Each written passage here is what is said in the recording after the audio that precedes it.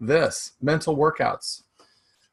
Mind gym ideas. And now that the recording's starting, if you didn't hear it, we were just playing John Lennon's song, Mind Games. So there you have it. We're going to be reviewing some of the concepts we've talked about over the last month or two, and even going back a little bit more because they are important. You need to remember these. So some of these you'll go, oh yeah, I've heard this. And some you'll go, did we cover that? And that would be a call that you missed. All right. So let's forge ahead a little bit, and let's talk about this mind game. Here's one. See if you can figure this out. I don't always play mind games, but when I do, Pizza October edition of with as to zebra. Okay, I was being silly. I was playing mind games with you. So whatever. All right. Let me make one more adjustment to my screen, and then I'll be happy. Okay, hang on one more second, and we will get underway officially. All right.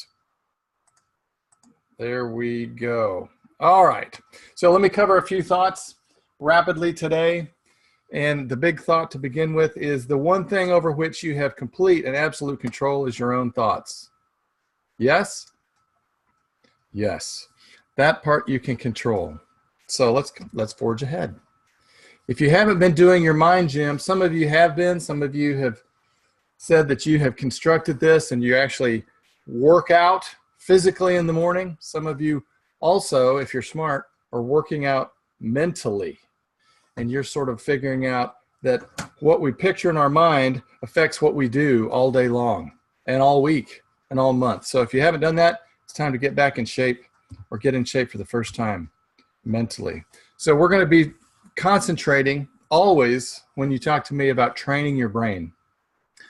Leadership is about controlling your thoughts, because if you don't control your thoughts, they will control you.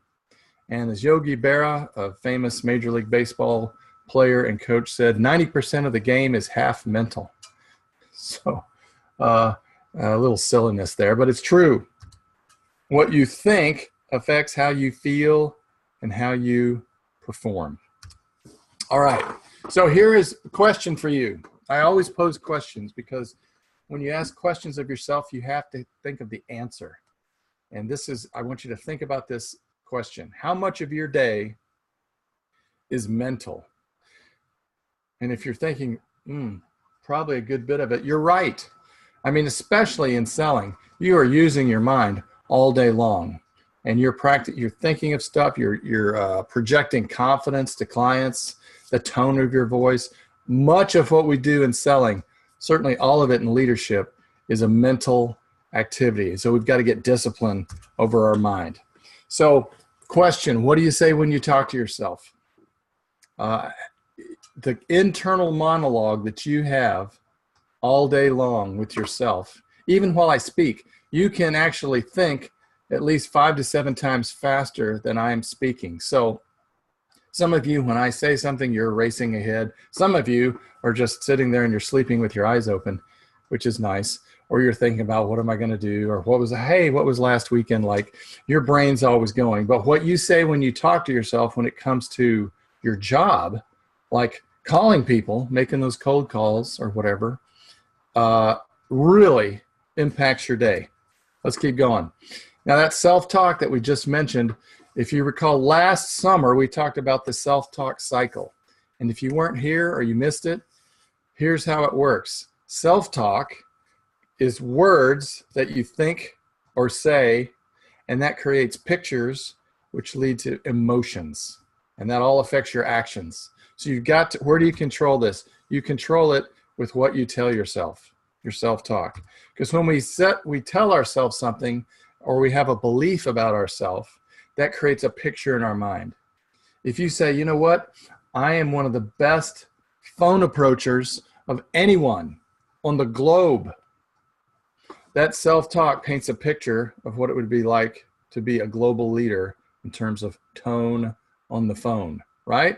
And then following the picture, we move toward pictures. We're teleological in nature. We move toward goals. That picture creates an action.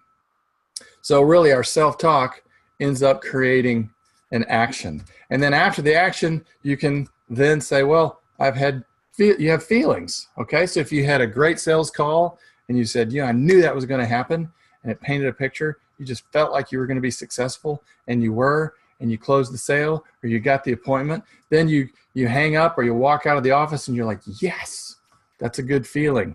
And then you talk to yourself about it. So this is a cycle that goes on all day long. And the part that we can impact is the self-talk part. That's the part we can intercept. Okay, so far so good? Yes. All right. So a while back we talked about questions. This is pretty good stuff. Because I noticed when I was first selling, I asked myself the wrong questions. And whenever you ask your brain a question, it gives you an answer, whether you want it or not. So here are bad questions. Notice how they're set up. Why can I get past their secretaries in this particular law firm? They're ridiculously difficult. And your brain says, well, you can't get past them because you're not that good. And then the other part of your brain says, oh, okay, thank you. Appreciate that. Here's another bad question. Why can't I sell like Eustace or Yoris? Or some of those guys are thinking, why can't I sell like Chanda? And your brain comes back and doesn't give you a helpful answer. It just makes up something. Well, because you suck. And you're like, oh, okay, thanks, brain. So these are not good questions. Why can't I get in control of conversations? Why do they always run roughshod over me? Or why do all my appointments cancel? Which is not true, but some days you feel like that. Or what if I work hard for nothing and it doesn't work? Okay, so all these questions, you got to really watch that internal self-talk, those conversations you've got with yourself. I'll give you some better questions. If you've got your old notes, you can pull them out. Here's a great one that helped me a lot. How can I turn this around? So your brain goes boop, boop, boop, boop, boop, and it moves to a different area. In your mind gym, you think, okay, I've had a tough week, or this has been a really down month. Instead of going, why is this such a down month? You need to say, how can I turn this month around? Much better question. Your brain goes to more curious areas, okay? Very creative. How am I learning from this situation? What a great question for perspective. How can I improve? Another good question, really simple. How about this? Some of you walk out of when you missed a sale, or you should have closed it, you didn't. And I remember through gritted teeth, I would ask myself, how can I learn from this so this will never happen again? So I was just pissed off. So that's a good question. So those are lots of how questions. Notice that. How do I do this? How can I turn around? How do I get better? Here's another one. Who can I model? Who can I follow? Who can I sit and listen to the recording of their phone calls to see what they're doing that's different than what I'm doing? Who can I model? Modeling's the fastest way to make change in your life. As you go become a student of the game, you watch someone else work. Okay, another topic. This all ties together. We don't get what we want, we get what we picture. True? Think about that. I know guys that, I'm not a golfer, but I've seen guys golf. I remember in particular one situation where we were teeing off over a big water hazard, like a pond. So you hit the very first stroke of the ball, you had to get it over this pond. Well, one of my friends was getting ready to hit, it was his turn to hit. He reached into his bag. Instead of taking his normal, nice, fresh, Titleist golf ball, he reached into the bag and pulled out a scuffed up crap ball. And then he proceeded to put it on the tee and then boop, right into the water. And he was like, oh, what did he say? I knew that was going to happen.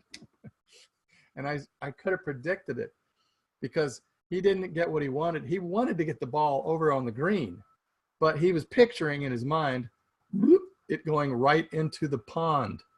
So guess what he did just to make sure that happened? He pulled out he didn't want to waste a good ball. He got out a bad one. So we don't get what we want. We get what we picture. How are you picturing your day before it begins? Are you working out mentally? We've got to, as I said at the beginning, we got to learn to use our minds, or our minds will use us, right? How many times was I selling And I got to admit, when I was working and not thinking and being disciplined with my thoughts, my mind would just go into default mode. And my default mode was always the dark side. You know, I was right there with Darth Vader and the dark side of the force. I mean, my brain would just go, okay, well, if I weren't, again, saying something out loud, practicing affirmations or something positive that I wanted to happen, my brain just went to the dark side. And so I would just be like, am I enjoying this? No. Do people like me? No. Am I good at this? Not really. I mean, those are the kind of conversations that I was having. So you've got to control your mind and pick your thoughts. And there's the phrase for my example I gave golfing. I knew that was going to happen. Well, wouldn't it be fun to walk out of sale after sale after sale and just say, I knew that was going to happen. Yes. That's what we want. Not, I knew that was going to happen. Okay. So here's something to think about. When you are on, how many of you have had a day when you were just in the flow? You were on. You felt good. You were killing it. You could do no wrong. As athletes would say, you were in the zone. Have you had a day like that? Okay. Here's my question. Some of you will say, oh, I was just lucky. I was just lucky that day. I would say, no, that's not the case. I mean, yes, God smiled on you. That's true. He's smiling on you now, regardless of what you're doing. But if you think about that, what was happening in the morning? What was I thinking about before I started the day? What happened during the day? What did I think about? What did I do, see, hear, feel, smell that created the environment for me to feel confident? We'll talk about confidence in a minute. So how did you do it? You know, whenever I get with people who do really well and I ask them, what was step by step? How did you do that? A lot of times they'll go, I don't know. I mean, it just happened. I was lucky. I don't think so. I would force them to sit down and break down exactly what went on that caused them to have a good day. Then try to recreate that again in my mind gym for future days or weeks. Okay? So some of you aren't conscious of how you're doing it when you win, but you need to think about that. That is real important. We should talk a whole bunch about that. So we've talked about this. Number 3, you've got to rehearse mentally. Besides working out, some of you are very good at running, or I know Gitas and Inga do the CrossFit. So physically being in shape is real important. I would challenge you to be mentally in shape, and you need constant practice. That's what this whole idea is about. Are you really thinking about what you want to achieve and picturing yourself? They had a free throw experiment. Last week I talked about a skiing team, but they did an experiment where they took a bunch of basketball players and had them shoot free throws. Okay? Now they split the group in half. They were all about the same skill level. Half the group shot free throws for 1 hour, and they did it over the course of a couple weeks. And the other half shot free throws for half an hour, and then they pictured in their mind standing at the free throw line, dribbling the ball, shooting, and watching it go funk into the hoop. That's what it sounds like. Funk. All right? So one group just shot one shot and did mental exercises, just picturing it going in the basket. Guess which group became great free throw shooters? At the end of the experiment, the group that actually did mental rehearsals shot about 40% better. And all they did was, they weren't even shooting as many baskets, but they were picturing themselves. So, same thing. Now let me talk about Pele. Some of you are soccer fans, yeah? All right, a couple of you. Well, Pele was a very famous and excellent soccer guy from back in the day, from Brazil. And Pele had a routine that he went through before his biggest matches in the World Cup. So I wanted to share it with you because this is like, last week I went through, I think, 6 or 7 different star class athletes, champions, and how they rehearsed mentally for their, hello. Oh, it's my wife. Sorry. She's crawling around here in the back. She's printing something. So there's Deb. And now there she goes. Okay. Great. Oh, well, there's nothing like flow in a meeting. Okay. All right, stay focused. So here's what Pele would do. Pele was really good, and he would be about an hour before, say, the World Cup, he would take 2 towels and he would go into the locker room and find a corner of the locker room where the rest of the team was not there. They were getting showered or getting ready in a different area. He would lie down and be alone, put 1 towel rolled up behind his head, lie down on a bench, and he put the other towel over his face. Okay? So he was alone, he was quiet, he was comfortable. So for 30 minutes, he would picture himself as a kid back on the beaches of Brazil practicing soccer. Why did he do that? He thought the key to winning was enthusiasm and mental toughness, mental preparation. So to become enthusiastic about the game again, he pictured himself on this beach. He could smell the salt spray. He could feel the hot sand on his feet, and he was kicking the ball around the beach, and he was loving it because he was just a little kid. There was no pressure. He wasn't a pro at that point. So he just ran that movie, being a kid. I love this game, okay? Then he hit the fast forward button in his mind and videoed. He went way far ahead to his greatest highlights and victories where he was winning his greatest shots. I've got one of them here on the screen where he kicked the ball. I forget what it's called when you kick it back over your head and it goes in the goal and people cheer. Well, he pictured his greatest highlights and kind of ran that movie reel of him being really good. That bolstered his mental preparation and the fact that he was, in fact, the best. And then he would take off the towels and jot out onto the field, and people were cheering. Now, we don't have that kind of thing happening with us at selling. Wouldn't it be cool if people were all cheering when you walked out of an office and you had thousands of people? You think, well, that would be easy to be excited. Well, it's not that way. So you've got to do this yourself, for yourself, by yourself. Okay, let's keep going. So mental rehearsal. You got to take a minute before a call. This is just like Pele. Take a minute and think through, what is this call going to be like? Before you have a sales meeting, same thing. Before you sit down with someone that's unhappy, it'd probably be good to run a mental rehearsal of that interaction going well. You know, this is all, it comes down to pictures and self-talk and all, what we talked about earlier. Before each day, run that mental rehearsal. All right? So there's a girl thinking. See? There you go. All right. So real quick on this is from long ago. I talked about what you say when you talk to yourself. There are 2 ways to change anything in life. One is procedure. That's what you're doing. The other is perception. That's how you're telling yourself you're doing. Okay? So procedure and perception are the only way to change anything in your life. So go back and listen to that recording because I think we did one on that. All right. So back to my friend Michael Phelps, which I highlighted last week. You choose your reactions, right? You choose your reactions. We are different than any other animal in the animal kingdom. Our species is different because in our brains, there, you know, when we have a stimulus and over here's the response, there's a gap in between stimulus and response. And that gap right there, we can make a choice right in that gap, okay?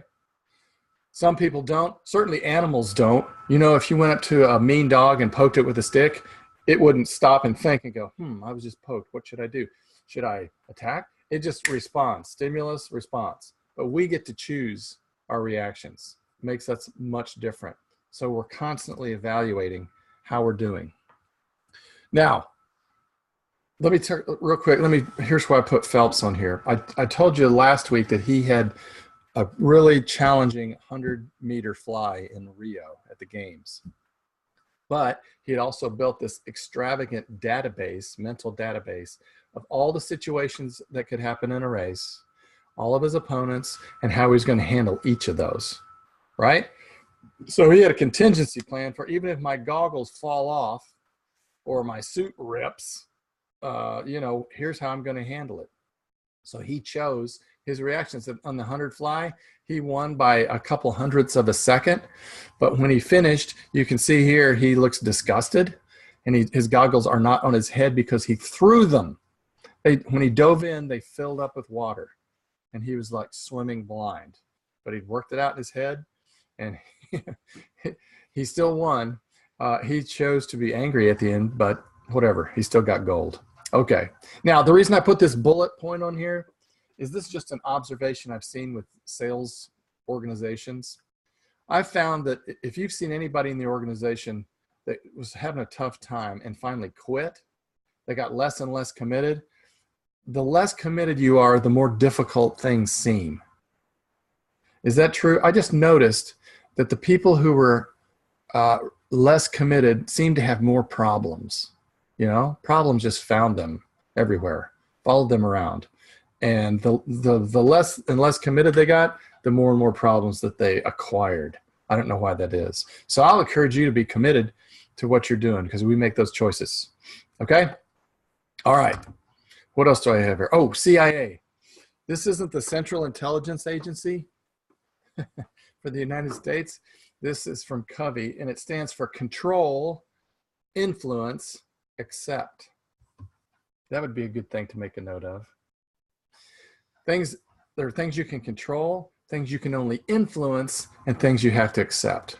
All right, what can we control after hearing today's little chat? You're right. We can only control us. We can control our thoughts. Can you control your clients? No. Can you control what kind of day they're having? No. Can you control their secretaries and their defensive guards? No, you can't. You can influence those people if you get good at what you're doing, right? That's a good thing. So you can control some things, you can influence some things if you're good and committed. And then some things you have to accept that this is just the way it is. You cannot close 100% of the people you call on. All right? That I don't know of many salespeople who got 100% closing ratio when they're talking about phone commitments, and 100% when they go to their office, they make a sale, and 100% big packages. Just doesn't happen. So some of those things you've got to accept. You know, it could be a timing issue. So the more that you can differentiate in your mind, is this something I can control? Is this something I can influence? Or do I just have to accept it? That will help you more with your reactions. Okay? So pretty much last slide. The bottom line here of this review is I think I would love to be able to come around to all of you and inject confidence into you, because leadership is confidence. Selling, I think, is confidence, and it comes from what we think about. Confidence comes from knowing that you're mentally ready, you're prepared, and you're physically prepared. I mean, emotionally prepared. I probably should have put on the slide. That's real important. Am I emotionally ready for this week? Okay, so key. I'm going to encourage you to over-prepare always so you don't underperform. Some of you started off and you were using the scripts. You were being really coachable and really teachable. And then as you made some sales and kind of learned the ropes, you sort of strayed from the script. I know this. So you need to go back and reread the talks and go, you know what? Oh, I'm not even saying this anymore. Wow, I don't even, I can see why I'm not doing well. So over prepare so you don't underperform. Whoops. Let me go back. All right. So last slide. I'm having sort of a Michael Phelps day here. I'm really sorry for those of you that don't swim, but I just swam this morning, so I'm feeling good about this. And a few weeks ago, I highlighted our whole call was about Katie Ledecky and her mental preparation to become probably the fastest distance dominant swimmer in women's swimming. She's down there holding a gold medal, probably. I don't know where that is. Is that in Rio? Could be. Anyway, so that's what Katie Ledecky looks like. But she's the one that beats people not just by a few hundredths of a second, but by 20 seconds in a 1,500 meter swim or whatever. So she's really dominant. So the quote on the screen from Phelps, he says, I want to be able to look back and say, I've done everything I can. I was successful. I want you guys who are listening to be able to say the same thing. You want to look back on your week. You want to look at your month. You want to look as the year finishes up and say, I've done everything I can and I was successful. I've done my best. If you do your best, that's all we can ask, right? If you're working at it 50%, then there's room for improvement. But if you left it all out on the field, if you tried your hardest and you're doing that the best you can every day, congratulations. You're exactly where you're supposed to be. All right. So how about that? Everybody happy? Is everybody feeling good? Look at everybody nodding their head, finishing taking notes, going, yeah, I'm really glad he did a PowerPoint today. You bet. I worked extra hard making this colorful. So there you go, a gift. So let me open it up. We got a couple minutes, and I'm going to try to make these calls a little bit shorter down the road. Does anybody have like anything relevant to what we talked about today, where you were listening and you were, this relates to me, or I have a thought, or I have a story?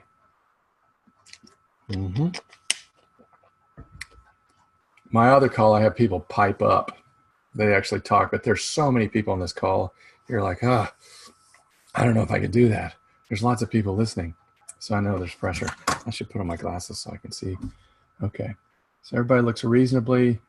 Okay, good. All right. I guess we should stop then. Next week, I don't know. I'm talking to Demi tomorrow about next week's call, because lots of you will be going. There's the Vilnius meeting that's happening, right? Next week. So I don't know if I'm doing this call next week. Then we got Hong Kong layered on that. Then the week after we got the Canadians. So I don't know what's going on as far as this leadership call. So we'll drop you a note to let you know if this is happening. But otherwise, have a good week. See you later.